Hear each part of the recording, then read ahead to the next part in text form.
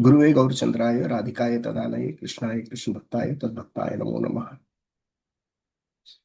सर्वप्रथम मैं अपने शिक्षा गुरु श्रीमान सांबादास प्रभु जी एवं निताई सेवनी माता जी के चरण कमलों में दंडवत प्रणाम करते हुए उनसे कृपा भिक्षा की याचना करता हूँ ताकि उनकी अनुग्रह और आशीर्वाद हमेशा हम सबके ऊपर रहे।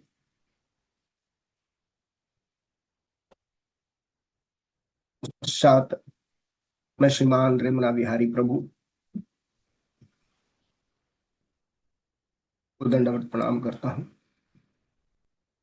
प्रभु जी हर रोज निरंतर जो है भोर सुबह जपा में बैठ जाते हैं। जैसे एक रीढ़ की हड्डी के ऊपर पूरा शरीर जो है आधारित रहता है, उसी तरह प्रभु जी को मैं रोज निरंतर देखता हूँ। जब मैं लॉगिन करता हूँ प्रभु जी का ऑलरेडी लॉगिन रहता है, तो एक इंस्पिरेशन का स्रोत है। प्रभु जी हम सबसे वरिष्ठ हैं आयु में और मटेरियल प्लेटफॉर्म में भी वो बहुत ऊंचे पदवी रखते हैं। प्रभु जी उनका बहुत बहुत आभार। प्रभु जी आप सब, आपका आशीर्वाद हमारे ऊपर हो।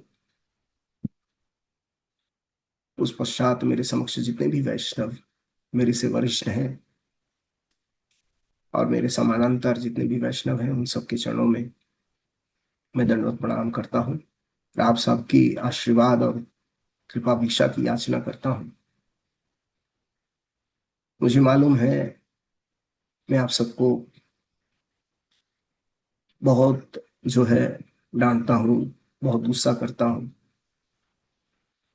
पर इसमें यदि आप जरा सोचिए मेरा इसमें फायदा क्या होगा।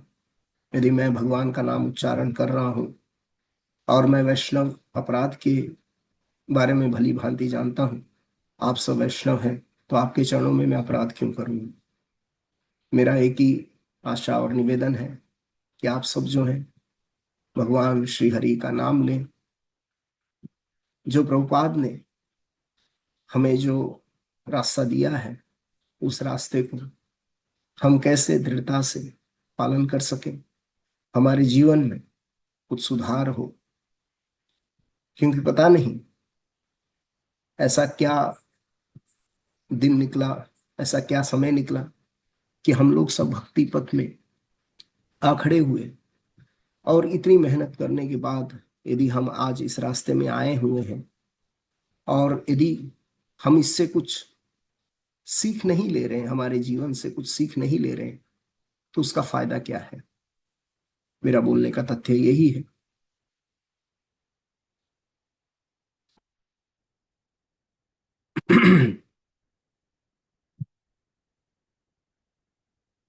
हम सब ने श्रीमद् भागवतम से सुना है और पढ़ा भी है कि महाराज परीक्षित ने कली को रहने के लिए स्थान दिया।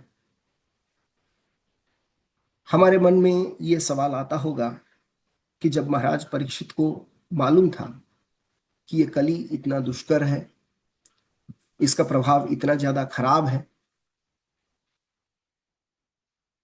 तो महाराज परीक्षित ने कली को स्थान क्यों दिया।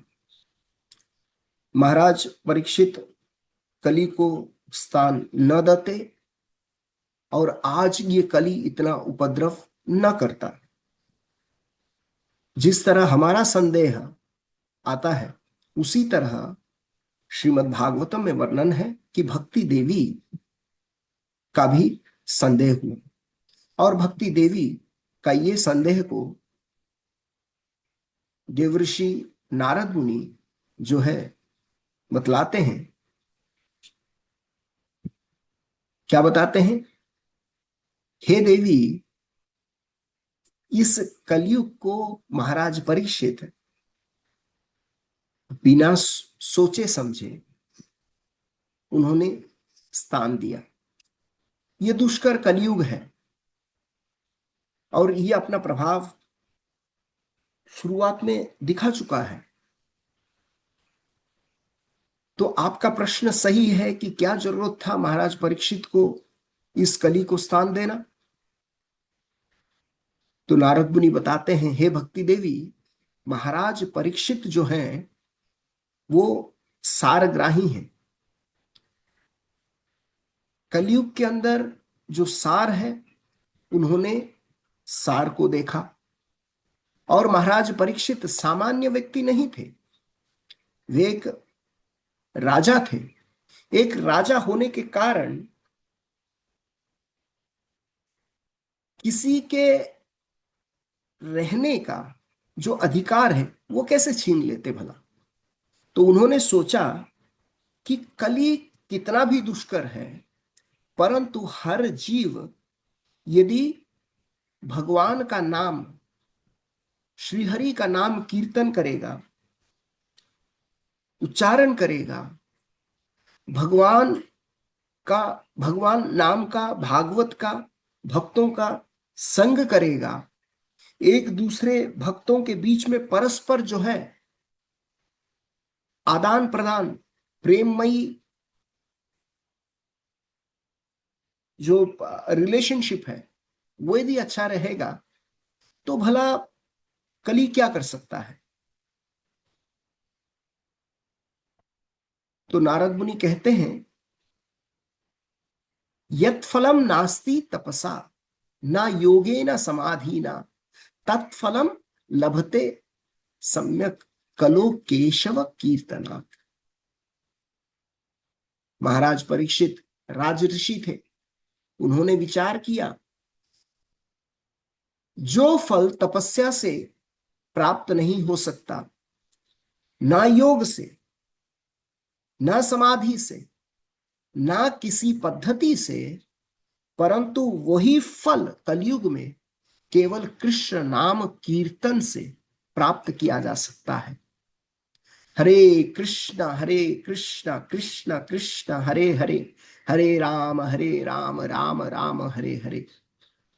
फिर देव ऋषि नारद मुनि सांत्वना देते हैं, हे भक्ति देवी, तुम चिंता मत करो, भगवान कृष्ण के चरणों का स्मरण करो, तुम्हारा दुख दूर हो जाएगा। ऐसे मन में मत रखो कि भगवान ने जिस द्रौपदी की लाज बचाए हैं, जो भगवान ने कौरवों के भीषण कूटनीति से पांडवों को बचाए हैं, जो गोपिकाएं की जिन्होंने पालन करी है, वे कृष्ण और कहीं नहीं गए हैं। वे कृष्ण अपने नाम में विराजमान है, वे कृष्ण भागवत में विराजमान है। तो आप देवी इस कलयुग के ऊपर दोषारोपण मत करो। कलीना सदृशा कोपि युगो नास्ति वराणन में। हे सुमुखी, कलयुग के समान कोई युग नहीं है। तस्मिनित्वम स्थापित यामी गेहे गेहे जने जने। इसी कलयुग में मैं हरेक के घर में, घर घर में, जन जन में तुम्हारी भक्ति की स्थापना करूंगा। ये नारद मुनि बतलाते हैं। अन्यं धर्मम तिरस्कृत्या पुरस्कृत्या महोत्सव। अन्य धर्म तिरस्कृत्या पुरस्कृत्या महोत्सव। मैं ये जो अन्य धर्म है, समस्त धर्म को मिटाकर तुम्हारे भक्ति की स्थापना करूंगा। तदा नाहम हरेर दासो लोके वा न प्रवर्यते। तो क्या बोलते हैं, यदि तुमको स्थापित नहीं किया तो भगवान हरि का सच्चा दास नहीं हूं मैं। ये देव ऋषि नारद मुनि का वादा है कि वे गेहे गेहे जने जने, घर घर में, जन जन में हरि नाम को स्थापना करेंगे। उसी परंपरा में आज हम सब जुड़े हुए हैं और हम उसको फॉलो कर रहे हैं। श्रीमान चैतन्य महाप्रभु के हृदय में, हृदय को समझने वाले श्री रूप गोस्वामी को हम प्रणाम करते हैं। श्री चैतन्य मनोभीष्टम स्थापितम येन भूतले स्वयं रूप कदा मह्यम ददाति स्वपदान्तिकम। श्रील रूप गोस्वामी प्रभुपाद, जिन्होंने इस भौतिक संसार में भगवान श्री चैतन्य महाप्रभु की इच्छा को पूरा करने का मिशन स्थापित किया, मुझे वो रूप गोस्वामी कब अपने चरण कमलों का आश्रय देंगे। श्री रूप गोस्वामी का विशेष कार्य है श्री चैतन्य महाप्रभु की भावनाओं को स्थापित करना। क्या है चैतन्य महाप्रभु की भावनाएं? महाप्रभु की इच्छा है कि इस कलयुग में श्री हरि का नाम और कीर्ति पूरे विश्व में फैले। पृथ्वीते आछे जेतो नगर आदि ग्राम, सर्वत्र प्रचार होइबे मोर नाम। तो क्या है? पृथ्वीते आछे जेतो नगर आदि ग्राम, सर्वत्र प्रचार होइबे मोर नाम। मेरी इच्छा है कि पृथ्वी, सारे पृथ्वी के हर गांव, हर शहर, हर कूचे, हर गली, हर नुक्कड़ में भगवान श्री हरि का यश, नाम, गान, कीर्ति स्थापित हो।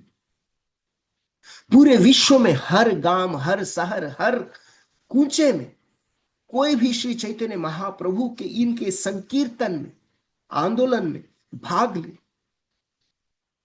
और अपने जीवन को सार्थक करे। ये श्रील रूप गोस्वामी चाहते हैं। श्रील रूप गोस्वामी भगवान के इन सभी भावनाओं को लिखने के लिए प्रतिबद्ध थे, वो लिख रहे हैं। इसलिए हम सभी को भी भगवान श्री कृष्ण के पवित्र नाम और महिमा को फैलाने के लिए प्रतिबद्ध होना चाहिए। चैतन्य चरितामृत में कृष्णदास कविराज गोस्वामी लिखते हैं कि श्रीमान महाप्रभु की वही भावनाएं श्रील रूप गोस्वामी के सेवकों द्वारा पूरे विश्व में फैलाई जा रही है, और जो भक्त शुद्ध और सरल है वे इस प्रयास की सराहना करेंगे। जब श्रीमान महाप्रभु ने श्रील रूप गोस्वामी को मनोभाव को समझा, तब महाप्रभु कहते हैं, हे रूप, सब भक्तगण कहते हैं, क्या कहते हैं भक्तगण? हे महाप्रभु, यदि आपने श्री रूप के ऊपर दया नहीं की होती तो उनके लिए आपकी आंतरिक भावनाओं को व्यक्त करना असंभव होता। क्या ये सत्य है? क्या एक भक्त के आंतरिक भाव को व्यक्त करना भगवान की, निश्चित रूप से भगवान की आशीर्वाद की जरूरत है, मगर एक भक्त कैसे अनुभव करेगा, भगवान को कैसे प्रेम करेगा, भगवान को कैसे कीर्तन करेगा, भगवान का कैसे यशगान करेगा? ये तो उसका प्रेम का स्वरूप है। तब श्री चैतन्य महाप्रभु कहते हैं, मेरे प्रिय रूप, कृपया करके क्या आप वो श्लोक को दोहराना चाहेंगे जिसको आप जो है नित्य जो है गुनगुनाते हैं? तब भगवान की इस याचना को सुनकर श्री रूप गोस्वामी वो दोहराते हैं। क्या है वो? तुंडे तांडवनी रतिम वितुनते, तुंडावली लभ्यते, कर्ण क्रोध कदम्बनी घटयते, कर्णाम्बुधे स्फुरम, चेत प्रांगण संगिनी विजयते, सर्वेन्द्रियाणां कृतिम, नो जने जनिते प्रिय विधि, अमृत कृष्णेति वर्णम द्वयी। मैं नहीं जानता महाप्रभु कि ये दो अक्षर कृष्ण और न, कृष्ण और न में कितना अमृत छुपा हुआ है। जब कृष्ण का पवित्र नाम मैं जपता हूं तब वह नाम मेरे मुख के भीतर नृत्य करता है, और ऐसा प्रतीत होता है तब मैं हजारों मुख से मैं इस नाम की उच्चारण करूं। जब वो नाम मेरे कान के छिद्रों में प्रवेश करता है तब ऐसे प्रतीत होता है कि मेरे हजार कानों हो, लाखों कानों हो, जिससे मैं इस नाम को सुनना मैं पसंद करूं। जब वो पवित्र नाम हृदय के प्रांगण में नृत्य करता है तो वो मन की गतिविधियों को पर विजय प्राप्त कर लेता है और मेरे इंद्रियों को निष्क्रिय कर जाता है। हे रूप गोस्वामी, भगवान सबके हृदय में विराजमान है, पर माया मोह से वशीभूत जीव इस तथ्य को विषय को भूल चुका है। ऐसे जीव को आपने पुनः रास्ता दिखाया अपने शास्त्रों के माध्यम से। हे महान वैष्णव संत, मैं आपको प्रणाम करता हूं। जिस तरह भगवान सर्वत्र विराजमान है, उसी तरह आपने भगवान के नाम को सर्वत्र अपने ग्रंथों के माध्यम से स्थापित किया और आप भगवान के समान सबके हृदय में विराजमान, आपको मैं प्रणाम करता हूं। भगवान के समान विराजमान का मतलब ये गुरु को संबोधित होता है। जिस तरह गुरु हमें भगवान नाम को देते हैं, भगवान श्री हरि का परिचय देते हैं, तो क्या होते हैं, गुरु की प्राधान्यता भी बढ़ गई। तो गुरु के सबके हृदय में विराजमान है। जैसे भगवान सबके हृदय में विराजमान है, उसी तरह गुरु जो स्थान ले लेते हैं भगवान के समान विराजमान का मतलब जिनकी दृष्टि में भगवत स्वरूप है, जो सब में भगवान को देखते हैं, जो स्त्री पुरुष चर अचर की भेद नहीं करते, उस रूप गोस्वामी को हम प्रणाम करते हैं। सबके हृदय में विराजमान भगवान को जो देखते हैं, ऐसी दृष्टि जिनकी है, त्वम सर्वभूत हृदय मुनिमान तस्मै, ऐसे गुरुदेव को हम प्रणाम करते हैं। तो श्री गुरु क्या करते हैं, अरे हृदय में बीज आरोपण करते हैं कि हे शिष्य, ये लो, ये हरि का नाम लो और इस नाम का उच्चारण करो, अपने जीवन को सार्थक करो। ये शील रूप गोस्वामी अपने हृदय की वेदना है, जिसको वो जो है श्रीमान महाप्रभु और भक्तों के सामने हमेशा गुनगुनाते हैं, तुंडे तुंडाव। तो हमारे सप्तम गोस्वामी शील भक्ति विनोद ठाकुर कल्याण कल्पतरु में ऐसे सुंदर सुंदर भजन को लिखे हैं, जिसको मैं खासकर दोहराना चाहता हूं, ताकि हमारे हृदय के अनर्थ जो है, यदि हम भगवान को व्यक्त करना चाहें, हमारे हृदय की वेदना कैसे व्यक्त करें। हमारे पास वो कावित्य नहीं है, वो पांडित्य नहीं है।